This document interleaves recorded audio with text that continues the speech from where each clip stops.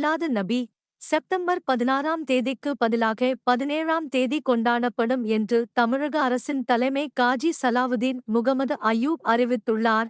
முகமது நபியின் பிறந்த நாளை மீலாது நபி என இஸ்லாமியர்கள் கொண்டாடி வருகின்றனர். அன்று புனித நூலான குரானை வாசிப்பதை முக்கியமான கடமையாக கொண்டுள்ளனர். மேலும் ஏழை மக்களுக்கு உணவு, உடைகளையும் தானமாக வழங்குவார்கள். மாணவர்களை சுயமாக சிந்திக்க வைக்கும் கல்விதான் சிறந்த கல்வி. தமிழகத்தின் பாடத்திட்டத்தை படித்த பலர் விஞ்ஞானிகளாக, மருத்துவர்களாக உள்ளனர் என்று தமிழக இளைஞர் நலன் மற்றும் விளையாட்டுத்துறை அமைச்சர் உதயநிதி தெரிவித்துள்ளார்.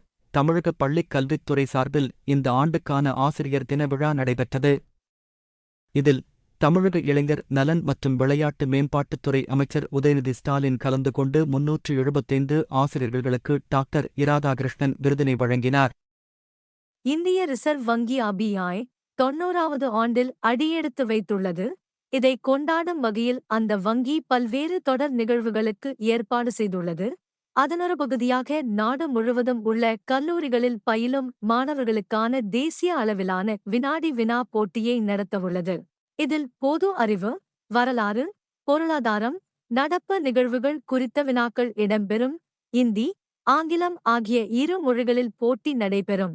இதற்கான தகுதி சுற்றில் வெற்றி பெறும் கல்லூரிகள் மண்டல போட்டிக்கு தகுதி பெறுவர். இதையடுத்து மாநில, தேசிய அளவில் வினாடி வினா நடைபெறும். மாநில அளவில் வெற்றி பெறுவோருக்கு பரிசுகள் வழங்கப்படும்.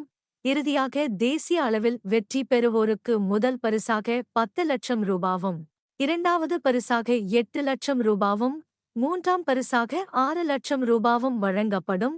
பங்கேற்கும் அனைவருக்கும் சான்றிதழ் வழங்கப்படும். மாநில, மண்டல போட்டிகள் அக்டோபர், நவம்பர் மாதங்களிலும், இறுதிப் போட்டி டிசம்பரிலும் நடைபெறும். பிரான்ஸ் நாட்டின் பாரிஸ் நகரில் பாராலிம்பிக்ஸ் விளையாட்டு நடைபெற்று வருகிறது. இதில் நேற்று மாலை வரை இந்தியா 3 தங்கம், 8 வெள்ளி, 10 வெண்கலம் என 21 பதக்கங்களை வென்றிருந்தது.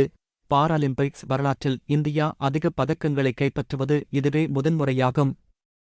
கடந்த 3 ஆண்டுகளுக்கு முன்னர் நடைபெற்ற டோக்கியோ பாராலிம்பிக்ஸில் 19 பதக்கங்களை, 5 தங்கம், 8 வெள்ளி, 6 வெண்கலம் இந்தியா வென்றதே அதிகபட்சமாக இருந்தது. வெள்ளெழுத்து பிரச்சினையை போக்குவதற்காக உருவாக்கப்பட்ட சொட்டு மருந்துக்கு மத்திய அரசு அனுமதி வழங்கியுள்ளது. 40 வயதுக்கு மேற்பட்டவர்கள் பலருக்கு பிரஸ்பயோபியா எனப்படும் வெள்ளெழுத்து பிரச்சினை ஏற்படும்.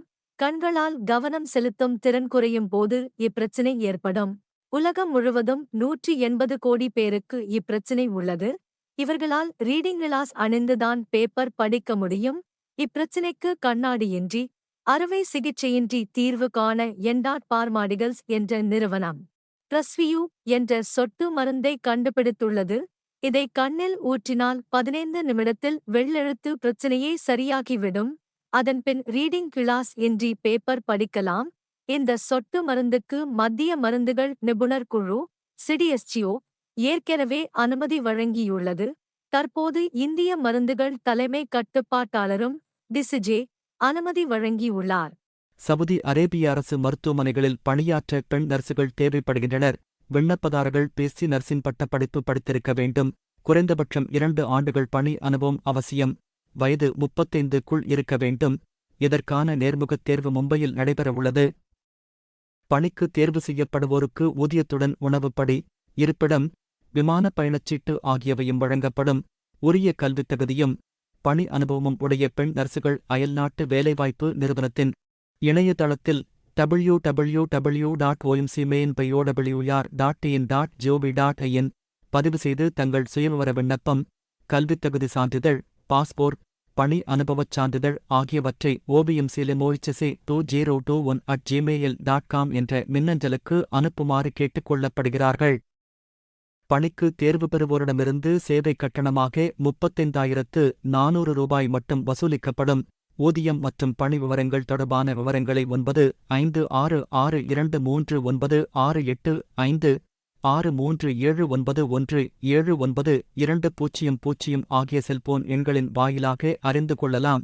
அயல்நாட்டு வேலைவாய்ப்பு நிறுவனத்துக்கு எந்தவொரு இடைத்தரகரோ, ஏஜெண்டுகளோ கிடையாது. எனவே விண்ணப்பதாரர்கள் நேரடியாக நிறுவனத்தின் இணையதளத்தில் பதிவு செய்து பயன்பெறுமாறு அறிவுறுத்தப்படுகிறார்கள்.